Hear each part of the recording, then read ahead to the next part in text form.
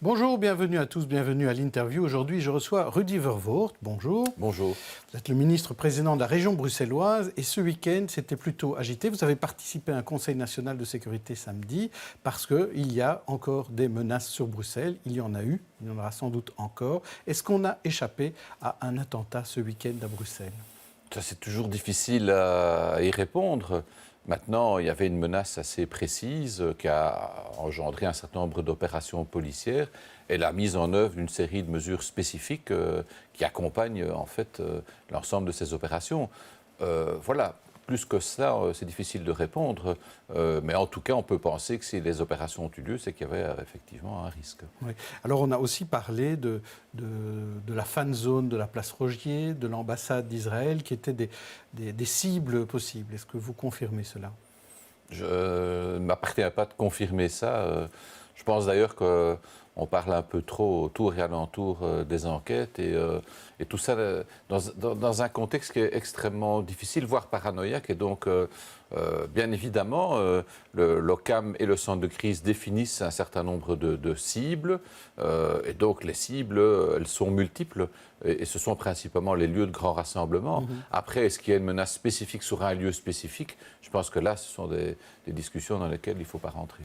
Mais on n'est pas paranoïaque quand on commence à fermer quand même des accès au métro. Non, ce sont des mesures. Il y a quand même une vraie menace. Non, ce sont des mesures de sécurité, des mesures opérationnelles qui accompagnent l'évaluation d'un risque.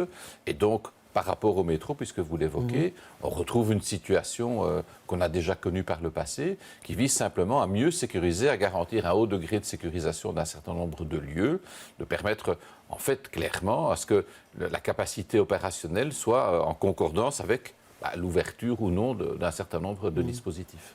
Mais vous dites aux Bruxellois, sortez, faites la fête, ne changez pas vos habitudes. Mais bien sûr, je pense que les choses, le risque, on le connaît, on sait bien que, voilà, on est dans une situation aujourd'hui qui est une situation où il y a ce risque qui pèse sur un certain nombre de villes, de capitales, de par l'Europe et dans le monde. On a encore vu aux États-Unis il n'y a pas si longtemps que ça. Il faut le savoir maintenant, ce que notre responsabilité, la responsabilité des pouvoirs publics, des forces de police, c'est de mettre en œuvre les moyens nécessaires pour pouvoir garantir ce haut niveau de sécurité. Alors au niveau des hommes politiques, il y a eu cette députée anglaise qui a été assassinée. Il y a maintenant les 4 ministres fédéraux qui sont sous haute protection, et notamment leurs familles. Est-ce que ça, c'est une inquiétude en plus ? Est-ce qu'il faut prendre des mesures supplémentaires pour protéger les hommes et les femmes politiques ? Mais encore une fois, je pense que les mesures doivent être adaptées à la définition d'un risque. Lorsqu'on prend des mesures particulières, c'est parce qu'on a détecté un risque particulier, ni plus ni moins. Et donc, il ne faut pas rentrer dans des mesures générales qui, en fait, n'auraient qu'un seul effet, c'est, je dirais, d'épuiser les forces de sécurité et, en fait, de rendre impossible de mettre en œuvre notre capacité policière à bon escient. Donc, il ne faut pas tomber dans, comme je dis, quand je dis parano, ça veut dire on est dans un climat, effectivement, de risque, c'est sûr, mais il ne faut pas ni le sous-estimer ni le surestimer. Et donc, le message que nous donnons depuis les attentats, mais bien avant ça, c'est dit non, il faut continuer à fonctionner comme avant. La seule chose, c'est qu'effectivement, on est dans une situation aujourd'hui dans laquelle on ne peut pas effectivement considérer qu'il n'y a pas de risque d'un possible attentat. Alors, je vous invite surtout pour parler des grands travaux bruxellois, parce qu'il y en a beaucoup. Sur la table, il y en a beaucoup, et on espère qu'ils vont sortir de terre, parce que c'est parfois ça un peu le point d'interrogation. Commençons d'abord avec le piétonnier. Donc là, vous vous êtes mis d'accord, la ville, la région et le fédéral, pour des aménagements de ce piétonnier. Et là, Bardaf menace du Conseil d'État de revoir tout cela. Alors, est-ce que ça remet en question les aménagements et le piétonnier lui-même ? Non, ça ne remet pas en question le piétonnier lui-même. Il y a un certain nombre de points que l'auditeur, ce n'est pas encore le Conseil d'État, que l'auditeur du Conseil d'État met en avant, mais pour lesquels on pourra et on est en mesure d'apporter une réponse solidement argumentée. Donc c'est un nouveau permis, par exemple, avec des éléments corrigés. Voilà, ça fait partie des options. Je pense que dans la mesure où l'auditeur ne remet pas en cause le piétonnier lui-même, donc ça, on l'a bien vu à la lecture de l'avis, donc on a déjà vécu ça dans d'autres dossiers. Vous savez, aujourd'hui, C'est comme ça. Il n'y a pas un seul grand dossier dans lequel vous pouvez dire on va y arriver sans qu'il y ait le moindre recours. Les autres grands chantiers dont vous allez me parler, croyez-moi, il y aura aussi des recours, on le sait. Tout ça fait évidemment le bonheur des cabinets d'avocats, puisque ils travaillent les uns et les autres à essayer de limiter au maximum le risque d'annulation. Mais voilà, il n'est jamais totalement exclu, on le sait aujourd'hui. Mais ça veut dire que la loi n'est pas bien faite pour pouvoir pour construire de grands projets à Bruxelles ? Non, ça veut dire qu'on doit aujourd'hui, dans les mesures d'accompagnement, dans les mesures préalables, faire tellement d'enquêtes, d'études, qu'à chaque fois... Bon, ça, c'est le Conseil d'État qui, aujourd'hui, s'est aussi engouffré petit à petit dans cette forme de capacité à juger de l'opportunité de prendre des décisions. Voilà, c'est comme ça, c'est une évolution du Conseil d'État, de sa jurisprudence. Hein. Il y a 30 ans ou 40 ans d'ici, on n'annulait pas pour les mêmes causes, pour les mêmes motifs. Aujourd'hui, le Conseil d'État s'est donné une plus large possibilité de censurer les pouvoirs publics. En même temps, la jurisprudence européenne a aussi fait évoluer les choses. On n'est plus du tout dans la même configuration. Et donc, on sait aujourd'hui, même si on s'assure au maximum, il y aura toujours une part d'appréciation. Avant, le Conseil d'État, c'était assez mécanique. On violait la loi, on ne la respectait pas, c'était l'annulation. Aujourd'hui, on se rend bien compte qu'il y a une marge d'appréciation, d'interprétation dans le chef du Conseil d'État qui fait que le risque zéro, effectivement, n'existe pas. Et donc, du coup, on perd du temps.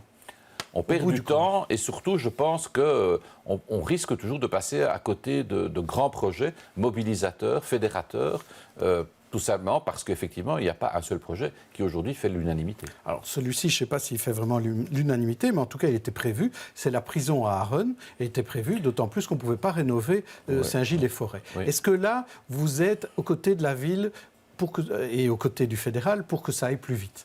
Mais écoutez, la déclaration de politique régionale, l'accord de majorité prévoit que les futurs anciens sites de Forêt et Saint-Gilles soient transformés en nouveaux quartiers résidientiels avec des écoles, des crèches, des logements, de l'activité économique. Ça implique évidemment, 2017, voilà, donc ça implique évidemment que la prison aille quelque part. Oui. Et donc dans l'accord qui avait été scellé en 2007, il était prévu effectivement que la nouvelle prison soit construite à Aachen. Donc pour ma part, et au niveau des compétences de la région bruxelloise, nous allons effectivement apprécier la demande de permis d'urbanisme et le cas échéant délivrer avec des conditions ou pas, on verra. Mais donc délivrer le permis d'urbanisme, je ne me pose pas, moi, en juge de la politique pénitentiaire. C'est un choix qui appartient à l'État fédéral. Ne nous trompons pas de débat. Ici, nous délivrons un permis d'environnement, un permis d'urbanisme qui est conforme aussi à un accord politique qui a été pris en 2007 et que j'entends bien exécuter. Le Grand Stade, lui, est-ce qu'il sera prêt pour le prochain Euro en 2020 ? En tout cas, c'est l'objectif. Ceci dit, là aussi, on voit bien, c'est un projet à dimension nationale, combien c'est difficile de faire avancer des projets de ce type en Belgique.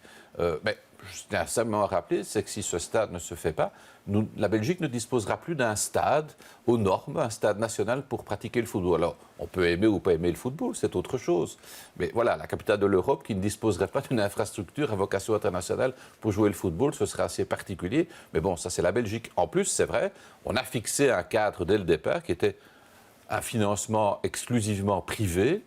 Mais, voilà, je veux dire qu'un privé, il fait un financement, il attend un retour sur son investissement. Ça, c'est une évidence. Mais nous accompagnons effectivement, puisque ça s'inscrit dans un périmètre plus large qui est celui du plateau du Heysel avec le projet NEO. Et donc, on essaye effectivement de tirer les avantages du stade et des retombées positives pour l'activité économique de NEO. Donc, vous espérez qu'il soit prêt à ce moment-là. Vous n'avez pas plus de certitude que cela. Mais écoutez, la demande de permis va être déposée. Après, recours par recours, on verra. Ouais.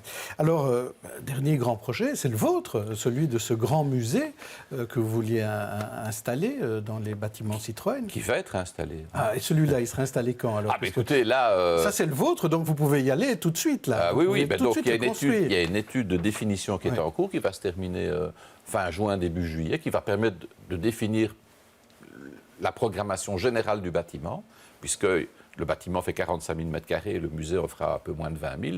Donc il y a encore de l'espace réaffecté. Donc on va là déterminer un petit peu les grandes orientations pour le futur de l'ensemble du site. Et puis après, il y aura la phase d'opérationnalisation, effectivement, avec un certain nombre d'accords qui pourront être pris. Mais là, il est encore trop tôt pour pouvoir m'exprimer à ce sujet, mais on y travaille. Est-ce qu'il sera inauguré avant les élections de 2019 Alors, moi, je dis toujours, effectivement, il y a... Là, je ne suis pas atteint du syndrome du coupage de ruban aigu, donc... D'accord, donc c'est pas grave. Non, ce qui compte, c'est que le projet se fasse et qu'en 2019, à tout le moins, il soit irréversible. Moi, ce que je veux, c'est qu'effectivement, ce type de projet-là, comme d'autres d'ailleurs, on puisse dire à la fin de la législature, ceux-là, ils se feront. Et croyez-moi, celui-là, il se fera. Alors, il y a aussi un problème pour ce musée, c'est ce qu'il y aura à voir dans le musée. Parce qu'il faut des collections dans ce musée. Oui. Alors, les collections vont venir d'où? Alors, il y a évidemment un certain nombre de collectionneurs privés qui nous demandent à pouvoir exposer leurs œuvres. On est effectivement en contact avec un certain nombre d'entre eux, grand nombre d'entre eux d'ailleurs, collectionneurs d'art contemporain. Et puis, il y a d'autres discussions qui ont lieu à d'autres niveaux. Avec le fédéral notamment? Non, pas avec le fédéral, à d'autres niveaux qui nous permettront sans doute de pouvoir aussi accueillir d'autres collections. Alors, Brussels Studies a annoncé aujourd'hui que pour Bruxelles, il faudra avoir beaucoup d'enseignants supplémentaires en 2020 parce qu'on va avoir 24 000 élèves en plus. Oui, ce n'est pas une nouveauté, on sait ça. Évidemment. Mais où est-ce qu'on en est en matière de régionalisation de l'enseignement? Parce que c'est tellement différent à Bruxelles qu'en Wallonie. Oui. Ah oui. C'est vrai que c'est un débat, qui est permanent. Moi, ce que je veux, c'est qu'il y ait les enseignants, que les écoles bruxelloises fonctionnent. Ça, c'est l'objectif. Oui. À la Fédération Wallonie-Bruxelles de démontrer sa pertinence institutionnelle. Ça veut dire quoi? Ça veut dire qu'elle doit répondre aux attentes des deux régions qui la forment et qui la composent. Ça, c'est l'enjeu. Après, on peut discuter tuyauterie institutionnelle, régionalisation ou pas. Moi, je pense qu'aujourd'hui, l'urgence, effectivement, c'est d'avoir des bâtiments, des écoles et des enseignants. En tout cas, comme bruxellois. Après, on pourra toujours se regarder le nombril pour savoir si c'est mieux que ce soit géré par nous ou pas, directement. Je pense que le défi pour la Fédération Wallonie-Bruxelles, depuis sa création d'ailleurs, c'est de répondre à un véritable enjeu de deux régions qui doivent définir ce qu'elles ont encore en commun, de ce qu'elles veulent encore construire en commun, et pas le contraire. Parce que le problème de la Fédération Wallonie-Bruxelles, c'est un petit peu une espèce de déficit démocratique comme ça, une institution qui est peu lisible pour le citoyen. Aujourd'hui, c'est les régions qui sont lisibles par définition. On est directement élus. Ici, on est au deuxième degré, avec un gouvernement qu'on ne visualise pas très bien. Il n'y a pas beaucoup de Bruxellois. Et qui, effectivement, avec un Bruxellois. Donc, ça fait effectivement... Bon, ça, c'est pas encore trop grave. Il ne faut pas s'attacher aux personnes, mais je pense qu'il faut s'attacher au projet. Et le projet, c'est aux deux régions à le déterminer. Ça, je pense que si on veut que cette institution continue d'exister, c'est un message que j'adresse à mes amis wallons, parce que c'est eux qui se posent beaucoup de questions sur l'avenir de la Fédération Wallonie-Bruxelles, mais c'est eux qui en détiennent les clés, plus que les Bruxellois. Donc j'ai envie de dire, si on veut donner une chance, alors donnons aussi la possibilité aux Bruxellois d'y travailler ensemble avec eux. Eh bien, ce n'est pas difficile.